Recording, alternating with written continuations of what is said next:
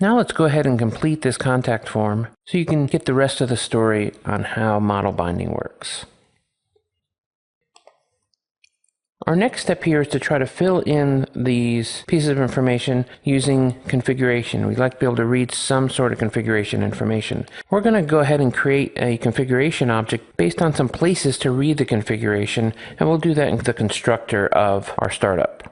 We're going to do this by creating a builder object using a class called configuration builder. Now, since this isn't resolved, if we hit Control period, we'll see that one of the options is to add the package to our project. So let's go ahead and do that. And from the configuration, we can add the environment variables. This is going to read any variables that we have in the environment and set them up as pieces of configuration that we can read. So what we're going to want to do is expose an object called a configuration root as a public field from startup. I'm going to call that configuration. And let's just go ahead and make it a public static field. That way we can use it in other parts of our application. There's other ways of handling this, but I find this to be the most straightforward. In order to get the configuration object, we're going to want to assign it by calling builder.build. This will take the configuration information from the environment variables and give us a dictionary of name and value pairs we can use. Now, of course, just reading from environment variables is probably not enough. And that's one of the magic pieces of the configuration system here, is that we can add different kinds of configuration.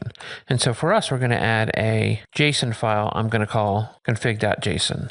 Now, the problem with this JSON file, of course, is that we don't know where it is. We're going to create it here in the root of our project, but we need to be able to tell the configuration builder. And we do this by saying set base path to some directory name.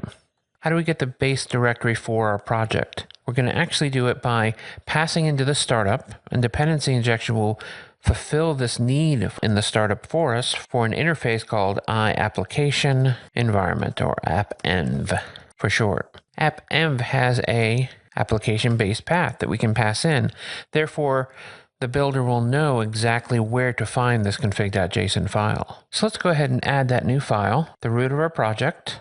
And I'm going to use F2 to do that and just call it config.json. And then from here, we can set up name value pairs in a hierarchy. It's not going to be just a simple set of name value pairs, but we'll start with the most simple of creating a section we'll call app settings that has an array of name value pairs in it. This sort of hierarchy the configuration system actually allows us, and we'll see how this works in a minute. And we'll call the first member in here site email address, and I'll just give it a bogus address for now, me.aol.com. And so this will set us up as a JSON file where we can set these configuration settings as we need them.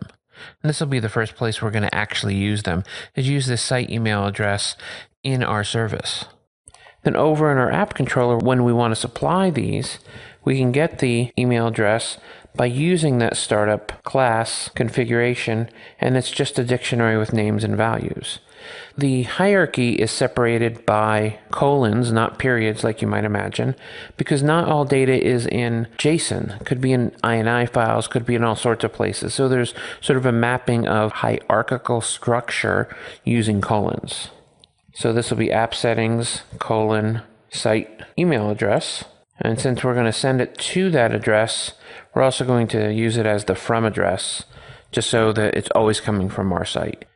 If we wanted to use their address as the from, we could certainly do that, but we would need additional rights to most mail servers. So I find it easier just to send to and from myself, and then include in the body of the email the actual email address of the person that sent it.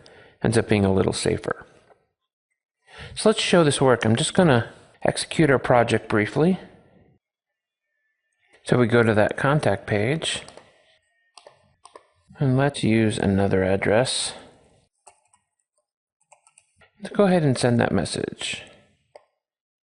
When we get here, we're getting that model in, but let's see if we're getting this email from the configuration file.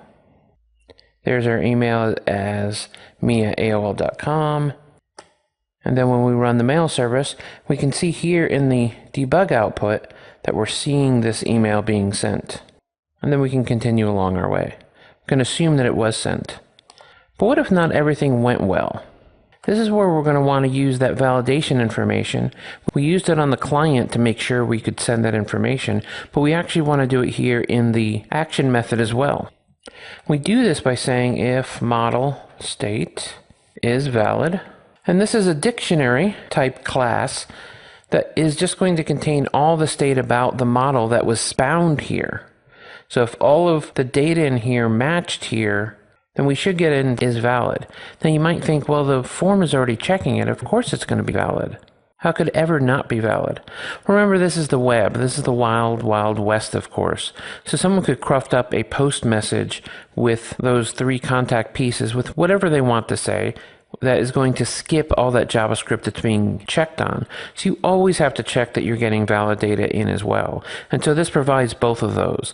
This allows the client-side code to be helpful in telling the user about what they need as far as what the data requirements are for, in our case, this contact view model.